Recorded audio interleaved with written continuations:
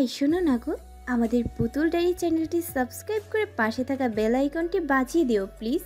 আর গল্পটি ভালো লাগলে অবশ্যই লাইক কমেন্ট করে শেয়ার করে দিও। অবশেষে টাকার জোরে ভালো ভালো সার্টিফিকেটও করিয়ে নেন এই সোলাইজার। এই মুহূর্তে শিক্ষাগত যোগ্যতা তার এমএসসি কমপ্লিট হলেও সত্যিকারের শিক্ষা তার ইন্টারমিডিয়েটও ধরা যায়। বিদেশে যাওয়ার দরুন IELTSটা মোটামুটি করেছে, যার ফলে ফটাফট ইংলিশটা সময় মুখে থেকে বের হয়। আর চতুরতার সহিত ব্যবসাটাও সামাল দেয়। বলা যায় তার ব্যবসার আসার পরে লোটাস সফিউর দেউলিয়া অবস্থা। তাই তো এবার লেগেছে টুইন্স ব্রাদার্সের অবস্থাপন্ন ব্যবসার গোলকের দিকে, যা ইতিমধ্যে কিছুটা আত্মসাৎ হয়ে গিয়েছে।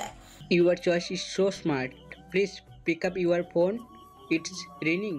সোলেজের মিষ্টি সুরে কথা বলা ভঙ্গিমা খুবই হাস্যকর লাগলেও এই মুহূর্তে হাসলো না পঙ্খী। কিছু বলার আগে লোটাস বলে উঠল, পঙ্খী তোমার ফোন বাজছে তো। যাক, কথার টোন শুনে নিশ্চিত হলো যে লোটাস সন্দেহ করেনি। খুব চতুরতার সাথেই জিন্সের পকেটে হাত পুরে ফোনটা সাইড বাটন চেপে সাইলেন্ট করলো পঙ্খী। বাঁচা গেল। সব স্বাভাবিক হতে আবারও আলোচনা শুরু হলো। পরিকল্পনা মূল বিষয় হলো টুইন্স ব্রাদার্সের কোম্পানি। আলোচনা শেষে লোটাসের গুপ্ত ডেরা থেকে বের হয়ে আশেপাশে দেখে নিল পঙ্খী। না, সন্দেহভাজন তেমন কিছু নেই। একটা নিঃশ্বাস ছেড়ে প্যান্টের পকেট থেকে নতুন ভিভো Y15 ফোনটা বের করলো। স্ক্রিনটা অন করতেই বিরক্তিতে পিটপিট করে বলল, কোন শালি এতবার কল দিল রে? পুরো জ্বালিয়ে খেলো একদম। আর একটু হলেই ধরা পড়ে যাচ্ছিলাম ইয়ার। 4টা miss call from unknown number. এই নম্বরে কে কল দিল? এতগুলো কল দেওয়ার তো কথা নয়। নম্বরটা তো কারো কাছে নেই। হাঁটতে হাঁটতে ভয় ভয় কল ব্যাক করলো সেই অপরিচিত নাম্বার। একবার, দুবার, তিনবার রিং হতে কেটে গেল। ওপাশ থেকে মিহিলি সুরে উচ্চারিত হলো, এই নম্বরটি এখন ব্যস্ত আছে, না নম্বর ইজ বিজি নাও। কান থেকে ফোন নামিয়ে অবাক হলো পঙ্খী। যা, কেটে দিল কেন? ভাবতে না ভাবতে আবারও বেজে উঠলো ফোনটি। দোনামোনা করে রিসিভ করলো পঙ্খী। কানে ধরে রাখলো, তবে কিছুই বললো না। ওপাশ থেকেও কোনো কথা শোনা গেল না। প্রায় মিনিট খানেক পর ভারী কণ্ঠ ভেসে এলো, ফেভিকলের দামটা কত জানো? রুকুস গেল পঙ্খী। এটা কোন ধরনের কথা জিজ্ঞেস করলাম। মানে যে এই ফেভিকলটা মুখে এঁটে রেখেছি সেটার দাম কত রেখেছে? আজগুবি কথাগুলো একটুও মানানসই হলো না পঙ্খীর সাথে। কণ্ঠ বেশ জোরালো ভাবে বলল, দিনে দুপুরে কল দিয়ে ফাত্রামি করস? কে রে তুই? কাম নাই কাজ নাই, শুধু শুধু কল দিয়ে ডিস্টার্ব করিস। আর একটুর জন্য ধরা খেয়ে যাচ্ছিলাম শালা তোর জন্য। এখন সামনে পেলে না মুখের দাঁতগুলো সব ফেলে দিতাম তোর। যত সব পাগলের আমদানি। আসবো সামনে? ওই কে তুই?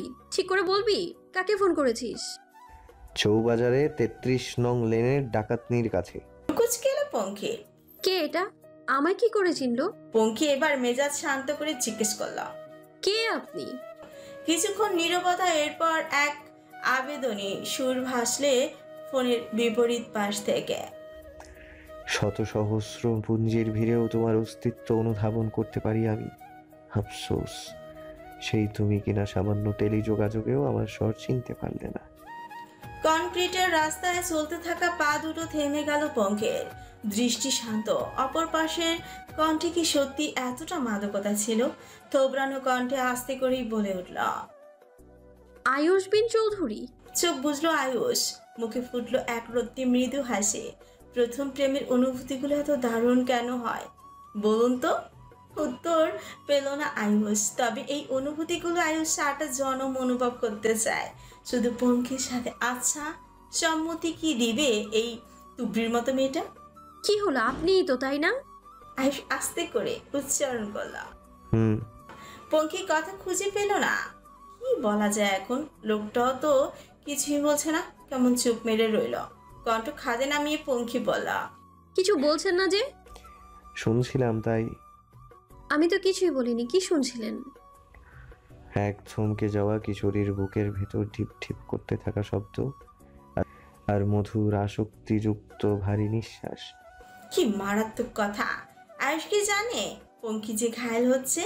সে কি একটু বুঝতে পারছে না? যে পঙ্খির মতো কঠিন হৃদয়ের মেয়েও নড়বড়ে হয়ে যাচ্ছে। কেন করছে এই লোকটা এসব? আমাকে কোন অপরাধের শাস্তি দিচ্ছেন আপনি? আয়ুষ হাসল। আচ্ছা, সে কি পঙ্খির মনের অবস্থা দূর থেকেও উপলব্ধি করতে পারছে? কি করে? তুমি এক অবিশ্রান্ত ব্রতধারী পথিকের তৃষ্ণা মিটিয়ে দিয়েছো দারুণভাবে। সেই অপরাধটা কি খুবই নগণ্য? শাস্তি পাওয়ার যোগ্যতা রাখে না? পঙ্কি একটা দীর্ঘ নিঃশ্বাস ফেলল। ধীর পায়ে আবারও কনক্রিটের রাস্তা ধরে হাঁটা শুরু করলো। আমি জানি না আপনার কি উদ্দেশ্য, সামিনের মতো খারাপ কিনা তাও আমি জানি না। তবে যে কটা দিন থেকেছি ততদিনে একটুখানি বিশ্বাস করতে শিখেছি আমি আপনাকে। তবুও বলছি, সেই বিশ্বাস কি ক্ষণিকের ছিল? পঙ্কি শুনে তাকে এক আফসোসের শ্বাস ছাড়ল। ঠোঁটের কোণে এক তাচ্ছিল্যপূর্ণ হাসি ঝুলিয়ে বলল, পুরুষ বোঝা যে বড় দায়। আপনার হুটহাট কাজগুলো আমার নারী চিত্তকে দুর্বল করতে সক্ষম, এটা আমি স্বীকার করি। তাই বলছি, আর যাই করুন এই ফাঁদে অন্তত আমায় ফেলবেন না, আমি সত্যিই ফেঁসে যাব। মাথাটা খাটের কানিশে ঠেকলো আয়ুষ। চোখ দুটো নির্মল বন্ধ করে আফসোসের সুরে বলা। হায় রে! এরপর সাথে সাথে শান্ত সুরে গানের কথায় ঘায়েল করার প্রচেষ্টা চালালো পঙ্কির উপর। নারী জাতির কঠিন রীতি বোঝে না পুরুষের মতি, সদায় থাকে নিজের লইয়া। একটুখানি নীরবতা। পঙ্কি বলা, নিজেকে নিয়ে থাকাটাই তো দায় হয়ে পড়েছে আমার ঘৃণিত সমাজটায়। পুরুষের মতি বোঝা কি সত্যিই অসম্ভব নয় আমার কাছে? আবারও নীরবতা। উত্তর মিলল না আয়ুষের দিক থেকে। তবে একটু পর ফেজেল কণ্ঠে বলে উঠল, যদি আমার অনুরোধের খাতায় প্রথমেই তোমার নামটা তুলি, ধরো অনুরোধ করে চাইলাম, ফেসেই যাও না একবার আমার বিছানো ফাঁদে। দেখো না সেথায় কি স্বচ্ছ কাঁচ থাকে, নাকি রক্তিম শুভ্র মিশ্রিত পুষ্পপথ। কথাটার গভীরতার মন দুয়ারে হানা দিল পঙ্খির। উত্তরে কি বলা যায় ভেবে পেল না সে। নীরবতা পেয়ে আয়ুষ যেন নিজেই ফের প্রশ্ন ছুড়ল। ফাঁসা যায় না মেয়ে? চোখ বুজে ফেলল পঙ্খি। তীব্রতার সহিত মস্তিষ্কে বার্তা প্রেরণ করলো। মনটাকে একটি বারও জিজ্ঞেস করলো না। সেই থেকেই হঠাৎ ঘন ঘন নিঃশ্বাস ফেলতে ফেলতে একটু চেঁচিয়ে বলল, না, ফাঁসাবো না, আমি কখনোই ফাঁসাবো না এমন ফাঁদে। আমি ফাঁসলে আপনার লাভ, তবে সেটা হয়তো আমার জন্য ফাঁসির দড়ির মতো। চেঁচিয়ে উঠল আয়ুষ। পঙ্খী, আচ্ছা পঙ্খী, এক চড়ে গালের দাঁত সব ফেলে দিব একদম। কেঁপে উঠল পঙ্খি। আয়ুষের কণ্ঠের তীব্রতা যে তার থেকে অধিক। এতক্ষণের মিষ্টি ভাষী আয়ুষ এখন আগুনের ফুলকির মতো কথা ছুটছে। বাক্য ব্যয় করলো না পঙ্খি, ফোনটাও কাটলো না। আয়ুষ উঠে দাঁড়ালো বিছানা থেকে, বাম হাত কোমরে রেখে ফুসফুস করে নিঃশ্বাস ফেলে চেঁচিয়ে বলল, খুব সাহস বেড়েছে না তোর? সুন্দর কথা পছন্দ হয় না তাই না? আমারই ভুল, তুই আমার থেকে ভালো কথা আশাই করিস না। তোর সাথে সেই কুত্তার মতো ব্যবহারই করা উচিত। শালা মুডটাই দিলি নষ্ট করে। রাখ ফোন। আমার নিজের কেউই ভালো মতো কথা বলে না, সেখানে আপনার থেকে এমন ব্যবহার তো নিছক সামান্য বিষয়। বলেই ফোন কেটে দিল আয়ুষ। কান থেকে ফোন নামালো পঙ্খি এক বিষাদের হাসি দিয়ে। আপন মনি বলল, খুব ব্যথা পেয়েছিস কহি? এতক্ষণ পরে হঠাৎ আরুষের এমন কথায় গলায় কান্না এসে আটকালো কুহুর। কেন বলেছে আরুষ এসব? সে কি বোঝেনি কুহুর যে হৃদয় পুড়েছে? কেন মারলো সবার সামনে? কথা তো বলবেই না আজ। আরুষ নাচর বান্দা। আবারও করুণ শিরে বল, বল না রে কহি। ব্যাস, চোখের বাঁধ এই ভাঙলো বলে জানালা দিয়ে বাইরে তাকে চোখের পানি আড়াল করার প্রচেষ্টা চালালো কুহুও।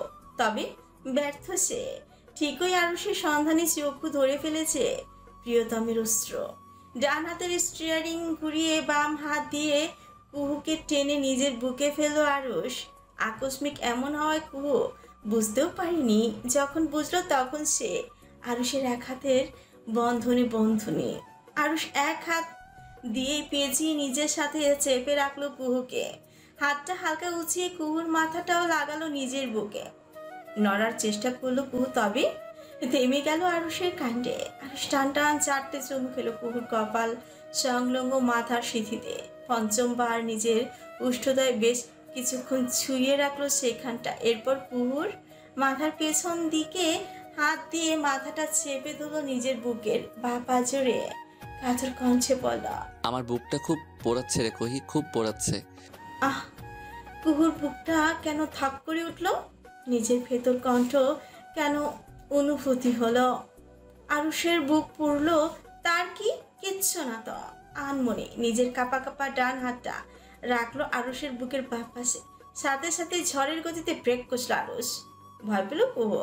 ধাক্কা খেয়ে হাত সরিয়ে ধরফরিয়ে উঠেছে। ওপাশ এপাশ তাকাতেই দেখলো গাড়িটা মোটামুটি সাইডে থেমেছে। রেগে তাকালো সে আরুষের দিকে। হয়েছে কি তোমার? হঠাৎ এমন মরার শখ উঠলো কেন? আরুষ ঘন ঘন নিঃশ্বাস ফেলল। কুহুর কথা জবাব দেওয়ার প্রয়োজন বোধ করলো না। টেনে এনে নিজের কোলের উপর বসিয়ে দিল কুহুকে।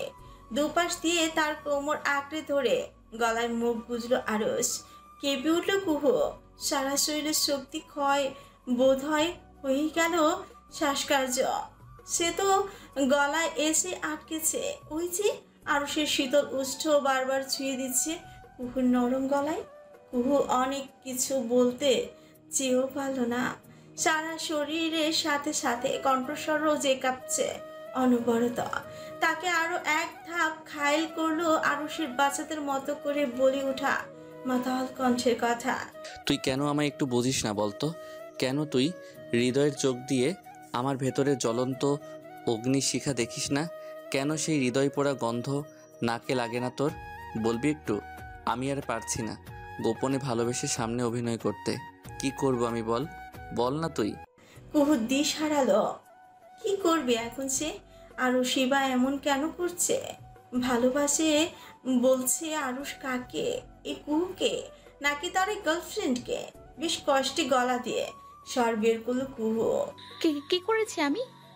কি করিসনি বল? সব করতি, আমি সয়ে নিতাম। কিন্তু তুই আরেকটা ছেলেকে ভালোবাসিস, এটা আমি কি করে মানব বল?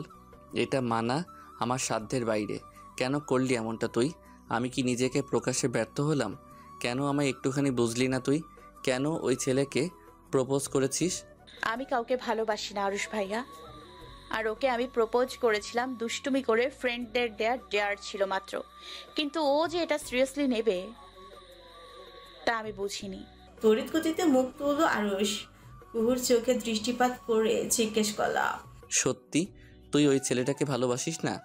কুহুর চোখ গোল গোল করে বাচ্চাদের মতো দুই দিকে মাথা নাড়লো আরুষ। চোখ সরু করে বলল, সত্যি তো? কুহু এবার উপর নিচ মাথা ঝাঁকালো। হঠাৎ কি হলো আরুষের কে জানে। মুহূর্তেই যেন আমূল পরিবর্তন হয়ে গেল সে। কুহুকে কোল থেকে নামিয়ে পাশের সিটে বসাতে বসাতে বলল, কোল থেকে নামতো। উফ কি ভারী রে তুই কহি, ওজন তো 80 এর কম হবে না? কুহুর মেজাজ পিঁপড়ে গেল। জিজে এই টেনে টুনে বসিয়ে এখন বলে কিনা ভারী। আমার ওজন 44 কেজি মাত্র। আরুষ গাড়ি স্টার্ট দিতে দিতে বলল, সে যাই হোক, আমার জিএফ যদি শোনে না যে তুই আমার কোলে উঠে বসেছিস, একদম কোমর ভেঙে দেবে তোরও। কুহুর রাগের মাঝেও যেন অভিমানের ছাপ দেখা দিল। আরুষ ভাইয়ার জিএফ আছে, তাহলে এতক্ষণ আমার সাথে এমন করলো কেন? না করলে কি হতো? রাগ সামলাতে না পেরে বলেই ফেলল, আমার সাথে এমন বিহেভ না করলে আপনার কি টয়লেট ক্লিয়ার হয় না? আরুষ আপন চিত্তে গাড়ি চালাতে চালাতেই বলল, না হয় না, কারণ তুই আমার জোলাপ। না কুচকালো কুহু ঘৃণিত ভাবি বলল। ইয়া, ছি ছি ছি ছি ছি। অবিশ্রান্ত চোখ দুটো মাত্রই লেগে এসেছে পঙ্খির। আজ আর রান্না করার ইচ্ছে হলো না। গতকালের পান্তা আছে কিছুটা, খিদে পেলে কাঁচা মরিচ ডলে ওটাই না হয় গিলে নিবে। মৃদু কম্পনে খাটের উপর থাকা ফোন বেজে উঠলো পঙ্খির। হাত বাড়িয়ে একটু বড় সাইজের ফোনটা তুলতেই দেখলো সেটা বাজছে না। মনটা একটু বিষণ্ণ হয়ে গেল। সে কি ভেবেছিল আবারও আয়ুষ কল দেবে? না, দেয়নি আয়ুষ কল। পুরনো নম্বরেই কল এসেছে, তবে আননোন নম্বর। একবার বেজে কেটে গেল, দ্বিতীয়বার রিসিভ করলো পঙ্খী। কানে দিতে এক উৎফুল্ল পুরুষ কণ্ঠ ভেসে এলো। Hey Ponky, K? I'm Soles. You quit know me na? বাংলায় বলুন, আমি এত শিক্ষিত নই। ওহ, জানতাম না। চেনো না আমায়, তাই না? ফোন করার কারণ? ও কিছু ইম্পর্টেন্ট টপিক নিয়ে আলোচনা করার ছিল। বুদ্ধিতে খেললো পঙ্খির, হয়তো মিশন নিয়ে কিছু বলবে। দ্রুত ফোনের রেকর্ডিং অপশন চালু করলো পঙ্খি। ফের ফোন কানে লাগিয়ে বলল, বলুন। কি করছো? বিরক্ত বোধ করলো পঙ্খি। এই ছেলেটাকে একটুও সহ্য হয় না তার। কেমন যেন প্রয়োজনের তুলনায় ওভার স্মার্ট দেখাতে চায়, যা সে না জানলেও পঙ্খির কাছে হাস্যকরী ঠেকে। জরুরি কথাটা বলুন। ওহ ওকেই, অ্যাকচুয়ালি আমরা ভাবছিলাম যে প্ল্যানটা চেঞ্জ করব। যেমন? এই ধরো, আমরা শুধু শুধু এত কষ্ট করে ওদের কোম্পানি থেকে হাতটা বাড়িয়ে সোজা এই টুইন্স ব্রাদারদেরই। থেমে গেল সোলেশ, আবার বলল, নো, এসব কথা ফোনে বলা যাবে না। তুমি কি মিট করতে পারবে? না, সময় নেই। ওহ কামন পঙ্খি, চলো না সন্ধ্যায় এক কাপ কফি উইথ মি। দেখুন, কাজের কথা ছাড়া এইসব কফি খাওয়ার আমার কোনো ইচ্ছে নেই, তাই আমি পারবো না। ওকে, তোমার বাড়ির ঠিকানা দাও, আমি আসছি। কেন? আসতে পারি না? আফটার অল তুমি আমার হয়ে কাজ করছো, ইম্পর্টেন্ট কাজ তো থাকতেই পারে। সোলেশের কথার ধরন একটুও পছন্দ হলো না পঙ্খি। না, এই লোকটাকে বাড়ির ঠিকানা দেওয়া যাবে না। পঙ্খি বলল, না, দরকার নেই। যা আলোচনা করার তা ডেরাতেই হবে। ওহ পঙ্খি প্লিজ, প্ল্যান নিয়ে কথা, প্লিজ বিকালে মিট করো। না, বললাম তো, রাখছি। ফোনটা কেটে দিল পঙ্খি। আবারও চোখ বুঝলো। হঠাৎ মাথায় এলো, আচ্ছা না করতে যদি এরা পঙ্খিকে ছাড়াই কোনো প্ল্যানিং করে ফেলে। না না, এদের প্রতিটা পরিকল্পনা সম্পর্কে জানতে হবে পঙ্খিকে। না হলে যদি আয়ুষের কোনো ক্ষতি হয়ে যায়। না না, হাতড়িয়ে আবার ফোনটা নিল। সোলেশের নাম্বারে কল দিল পঙ্খি। কোথায় আসতে হবে বলুন? শাহলামপুর মেইন টাউনে, ডেক্সটা কফি হাউস, সন্ধ্যা ঠিক 6টায়। আচ্ছা, আসবো আমি। ফোনের ওপাশে বাঁকা হাসলো সোলেশ। বলি কেটে দিল পঙ্খি। ভয় হচ্ছে একটু, তবুও তাকে রিস্কটা নিতেই হবে। স্যার, পক্ষী ম্যাম এইমাত্র চৌবিবাজার থেকে শাহলামপুরের বাসের টিকিট কাটলো। পঙ্খি চারপাশে লাগানো গোপন রক্ষী হঠাৎ ফোন করে এমন খবর দেওয়ায় কিছুটা চিন্তিত হলো আয়ুষ। অফিসে থাকা নিজের ক্যাবিনে ঝোলানো ডিজাইনটার দেওয়ালের ঘড়িটার দিকে তাকিয়ে দেখলো ঘন্টার কাঁটা প্রায় সন্ধ্যা 6টা ছুঁই ছুঁই। আর 10 থেকে 12 মিনিট পর বাকি সন্ধ্যা নামার। জানালা দিয়ে বাইরে অবস্থাও পর্যবেক্ষণ করিল। অন্ধকার নামছে। এই সময় পঙ্খি বাড়ির থেকে বের হলো কেন? তা আবার শাহলমপুর। কই কিছু তো জানায়নি। ফোনের ওপাশ থেকে লোকটা আবার বলল, স্যার। দীপক, তুমি দ্রুত টিকিট কেটে বাসে উঠো, ফলো করো পঙ্খিকে, চোখের আড়াল হতে দিও না, আমি আসছি। আর হ্যাঁ, ও যাতে বুঝতে না পারে কিছু। Okay sir. কল কাটতেই দ্রুত রকিং চেয়ারে ছেড়ে উঠে দাঁড়ালো আয়ুষ। ফোন পকেটে পুরে এগিয়ে গেল আবির নিবিড়ের কেবিনের দিকে। বাবা, আসবো? আবির নিবিড় দুজনেই কিছু ফাইলে মগ্ন ছিল। আয়ুষের কথায় সেই দিকে তাকিয়ে আবির বলল, কাম মাই সান। আয়ুষ ভেতরে ঢুকলো। আবির প্রশ্নে চলল, হঠাৎ এই সময় কোনো সমস্যা হয়েছে বাবাই? বড় আব্বু, আমি বেরোবো একটু, একটা কাজ পড়ে গেছে, তোমরা সময় মতো বাড়ি চলে যেও। তোর ভাইও যাচ্ছে? না, ভাইকে দেখছি না, আছে হয়তো কোথাও, আমি একাই যাচ্ছি। ওকে গো। বেরিয়ে পড়লো আয়ুষ। দ্রুত গাড়ি নিয়ে ছুটলো শাহলমপুরের দিকে। ইতিমধ্যে দীপক জানিয়েছে পঙ্কি একটা কফি হাউসে আছে। ঠিকানা মতো আয়ুষ গিয়ে পৌঁছালো সেখানটায়। কাছের দরজা ধাক্কা দিয়ে খুলে চোখ বোলাতেই দেখলো কর্নারে একটা টেবিলে পঙ্কি। তবে মাথায় রক্ত উঠে গেল আয়ুষের। পঙ্কি যে একটা একা নয়, তার সাথে একটা ছেলে। ও, তার মনে হয় এই মেয়ে বয়ফ্রেন্ডের সাথে মিট করতে এসেছে। না, এসব তো এই আয়ুষ বিন চৌধুরী মেনে নিবে না। সোয়েলেসের সাথে কথা বলতে বলতে হঠাৎ তার পেছনের দিকে চোখ যেতে এই মুহূর্তে বুকটা কেঁপে উঠল পঙ্খির। এ কি, এটা তো উনি আয়ুষ। এখানে কি করছে আর এমন রেগে এদিকে এগোচ্ছে কেন? পঙ্খির মনে ভয় হানা দিল। ধরা বুঝি এবার খেয়েই গেল। টেবিলের উপর থাকা কফির কাপটা বেশ কাছেই ছিল পঙ্খির। বেশ কায়দা করে কাপটা নিজের গায়ের উপর ফেলে দিল সে। সাথে সাথে সারাটা শার্ট ভিজে গেল। কথা ব্যস্ত থাকা সোলেশ খেয়াল করে দেখতে পারেনি পঙ্খির চালাকি। আর না খেয়াল করেছে নিজের ঠিক 2 কদম পেছনে থাকা আয়ুষকে। পঙ্খির হঠাৎ এমন কাণ্ডে আয়ুষ জায়গাতেই থেমে যায়। পঙ্খি দ্রুত উঠে দাঁড়িয়ে নিজের শার্ট ঝাড়তে লাগলো। তা দেখে সোলেশ ব্যস্ত হলো। আরে পঙ্খি, কি করে হলো এটা? উফ, দেখি। পঙ্খি হাতের ইশারায় থামতে বলে।